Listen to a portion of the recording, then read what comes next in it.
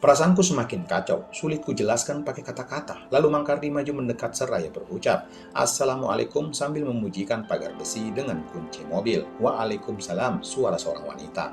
"Waalaikumsalam," suara anak perempuan. "Waalaikumsalam," itu suara anak laki-laki yang penyebutannya khas seorang anak yang baru belajar berbicara. Pintu rumah dibuka, semakin membuat dada ini berdebar-debar tak karuan. Om Kardi. Yang membuka pintu rumah utama adalah anak perempuan yang kutaksir kira-kira masih TK atau mungkin SD kelas 1. Umi, ada Om Kardi datang sama tante-tante, banyak pisang Umi. Begitu lanjut si anak perempuan itu, sepertinya memanggil ibunya yang ia sebut Umi, yang mungkin saja adalah Kak Asifa. "Bentar nih, masuk Om, masuk tante, Umi baru saja selesai sholat maghrib." Astaga, sampai lupa kalau waktu maghrib sudah masuk. Mungkin nanti aja aku jamak sholatnya sekalian sama Isa. Anak perempuan itu yang belum ku ketahui namanya segera membukakan kami pagar, lalu tak lupa menyalin tangan Mang Kardi. "Ya nggak apa-apa nah," balas Mang Kardi, kemudian mengajak kami semua masuk ke dalam. "Yuk Neng, kita masuk aja, nunggu di dalam aja." Lalu, perlahan, amat sangat perlahan, seolah seperti sebuah adegan yang dibuat sedemikian, seperti gerakan slow motion.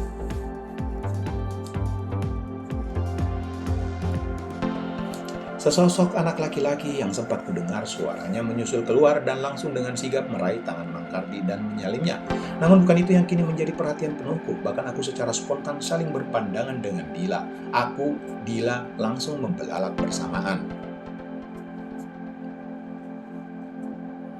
"Itu Kak Doni banget lah." "Iya Kak, mirip banget sama di album foto keluarga." Suara kami berdua sangat pelan, namun cukup membuat Gina dan Ica menoleh tanpa berucap. Pada akhirnya ketika melihat sosok anak laki-laki itu, satu persatu pecahan-pecahan puzzle mulai menyatu di kepalaku. Apa yang terjadi di antara mereka bukan kejadian biasa, melainkan kejadian yang pada akhirnya menghadirkan anak itu.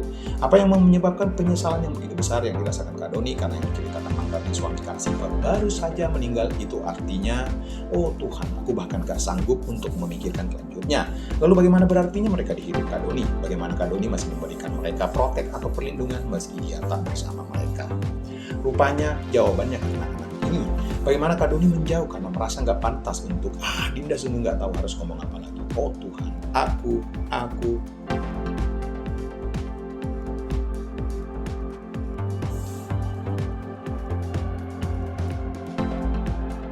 punya keponakan cowok yang nyaris serupa dengan Kak Doni waktu masih kecil. Meski aku tak pernah lihat bagaimana kecilnya Kak Doni dikarenakan umur kami terpaut cukup jauh, cuman waktu aku masih kecil sering sekali melihat album foto keluarga kami di Makassar dan salah satu penyebab aku suka ngambek adalah ketika melihat foto-foto ulang tahun Kak Doni yang sejak umur 1 tahun sudah dirayakan, sedangkan aku dirayakannya kadang-kadang pun kalau diingat.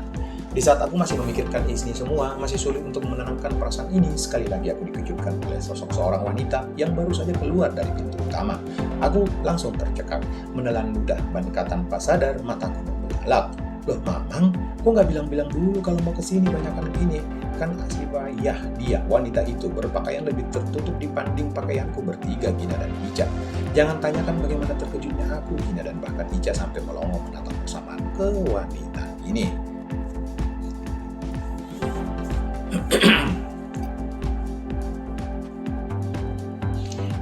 Dia mirip wanita yang dulu datang ke rumah mencari Kak Doni. Kalau nggak salah 3 bulanan setelah aku liburan di Pulau Seribu bareng anak-anak, dan pada saat ini pula aku sadari jika yang datang adalah wanita ini, Kak Asifa, yang kedatangannya pasti ingin memberitahukan ke Kak Doni jika ia sedang mengandung putranya, yang seharusnya itu tak ia lakukan karena ia masih berstatus bersuami. Oh tidak, kepalaku langsung nyut-nyutan memikirkan satu persatu kejadian ini. "Tan, aku tolong, aku mohon siapapun itu bantuin pegangin tangan Dinda. Aku rasanya ingin pingsan saking pusingnya memikirkan ini semua." Sebelum kita akhiri, teman-teman bantu subscribe channel ini karena subscribe itu gratis, dan bersambung part 97.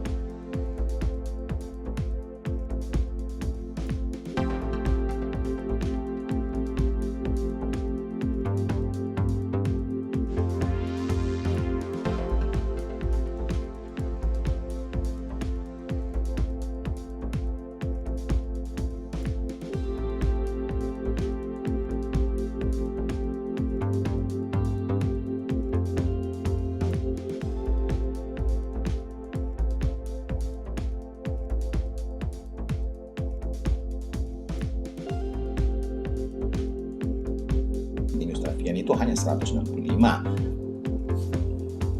Mantan muridnya itu. Ia sedikit melirik sambil melipat handuk itu, dan Roy diam-diam memperhatikan Ustazah saat ia melipat handuk. "Kamu banyak berubah ya sekarang."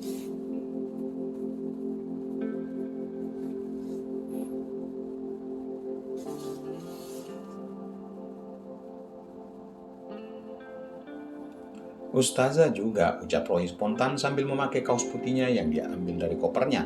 Roy terdiam sambil melihat Aini menundukkan wajahnya. Entah itu termasuk jawaban sopan atau tidak, namun ia hanya spontan begitu saja menjawabnya.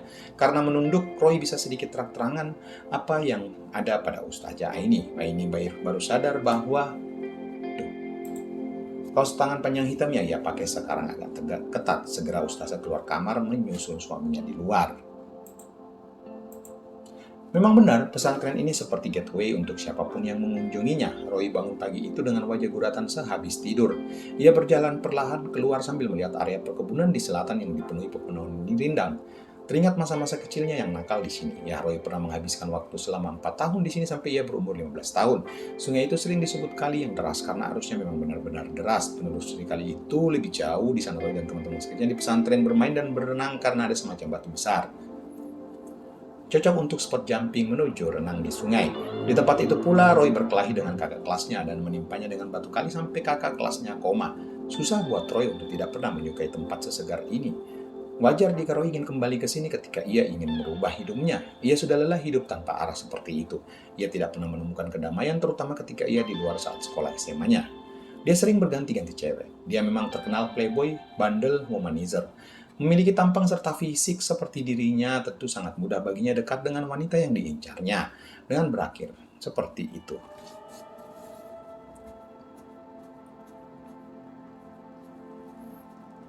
Pada dasarnya, Roy sangat easygoing, santai dan berotak cerdas. Ia dikenal pintar dan cerdas oleh teman sekolah dan guru-gurunya. Namun sayang ambisinya hanya untuk kesenangan dan bernakal-nakalan. Namun masa-masa itu nampaknya akan segera berakhir.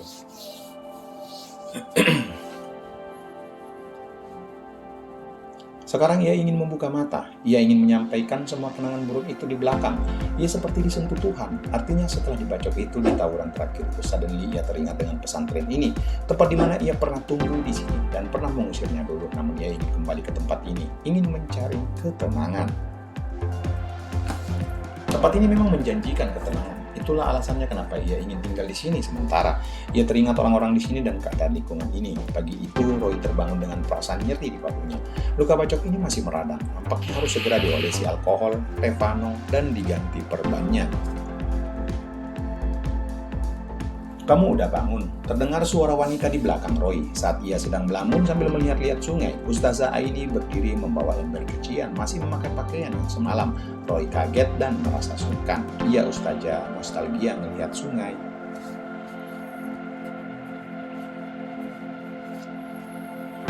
Nostalgianya yang baik-baik aja, yang buruk jangan diingat-ingat, ucapnya sambil membawa ember itu ke sumur di belakang rumah. "Siap Ustazah, gimana lukanya?" Ia masih berdesir sedikit menahan rasa sakit. Ustadz Fian yang memang masih ada di rumah menyusul ke belakang setelah mendengar ada yang berbincang-bincang kecil. "Kamu harus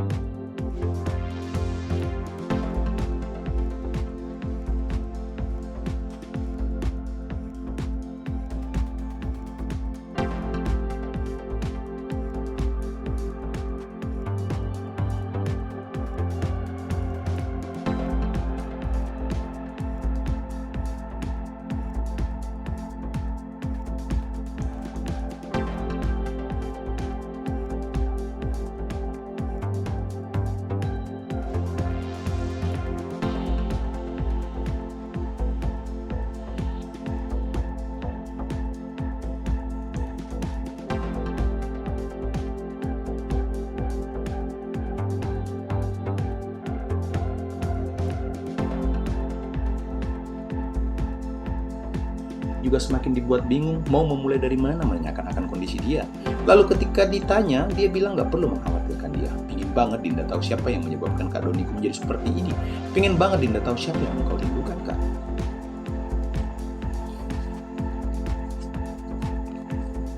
Kakak kenapa sih? Dinda bingung harus bersikap bagaimana. Dinda pengen banget membantu kakak melepaskan penderitaan dan beban kakak yang sekarang kakak hadapi. Kakak simpan rapat-rapat dari kamu. Tapi Dinda juga bingung harus memulai dari mana.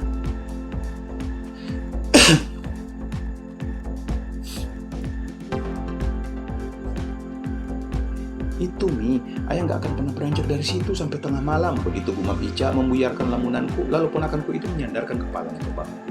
Yang memang sedikit lagi maka tingginya sudah hampir sama denganku, masih dengan sesekunggukan kecil.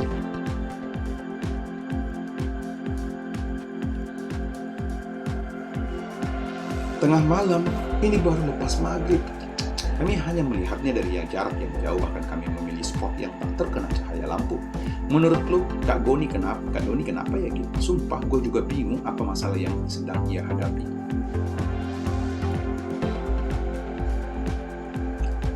Gina aku lihat sejak tadi diam sambil menarik hembuskan nafasnya, lalu dia menarik bahuku, menatap kedua mataku dengan ekspresi aneh. Gue boleh nanya? Apa? Gue pengen nanya sekarang, lebih tepatnya sih gue kasih kalian berdua dua pilihan.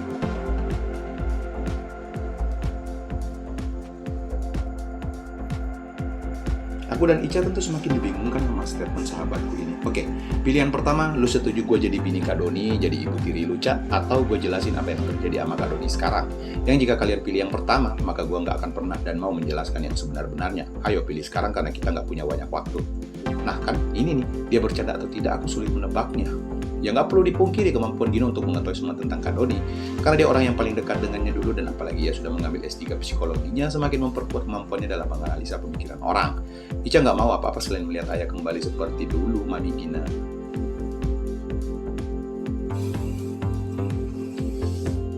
Gina sesaat menarik nafas lalu melempar senyum ke Ica. Kalau lu Din, kalau gue jujur lu jangan sakit hati ya. Ya, gue agak kurang setuju sih kalau lu jadi bini Kak Doni. Maafin gue, karena kan gue tahu lu lagi dekat sama Ashraf tuh si Turki cantik itu kan.